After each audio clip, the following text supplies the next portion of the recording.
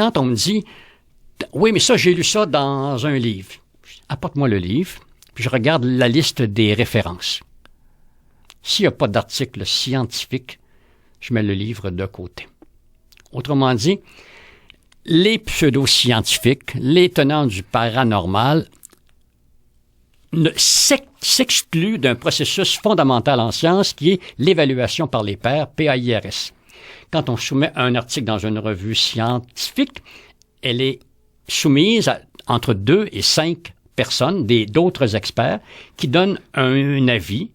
Parfois dur. Ah oui, écoutez, non. Écoutez, il y a des revues en sciences humaines que le taux de refus est de 90%.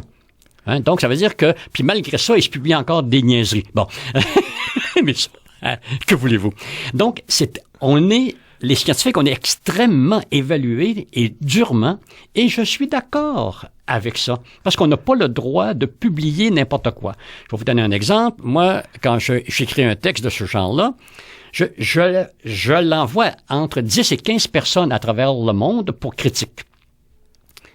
Et ce n'est qu'après que je réécris le texte. Et dans certains cas, je paye même quelqu'un pour le démolir. Et je réécris.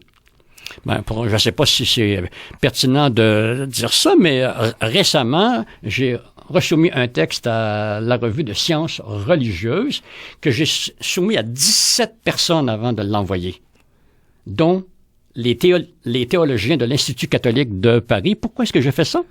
Parce que c'est un article qui fait la démonstration que Mère Teresa n'était pas celle qu'elle disait être.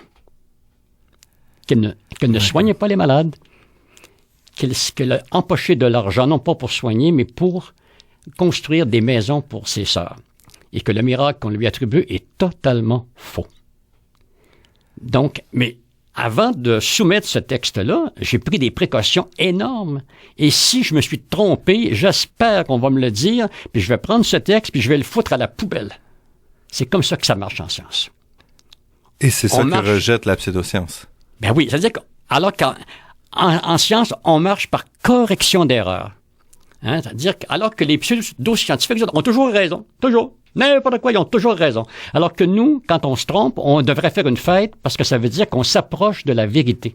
Serge Larrivé, merci beaucoup pour cette entrevue. J'imagine que nous allons entendre parler de l'article sur Mère Teresa dans les... s'il n'est pas publié, non. Ça va être fini. Ça va être fini. Mais d'ici là, continuez votre lutte contre les pseudosciences. C'est votre travail remarquable. Merci bien. Je remercie Daniel Fortin à la technique et Ginette Beaulieu, productrice déléguée. Cette émission est rendue possible en partie grâce à la Fondation des chaires de recherche du Canada et de l'Université de Montréal.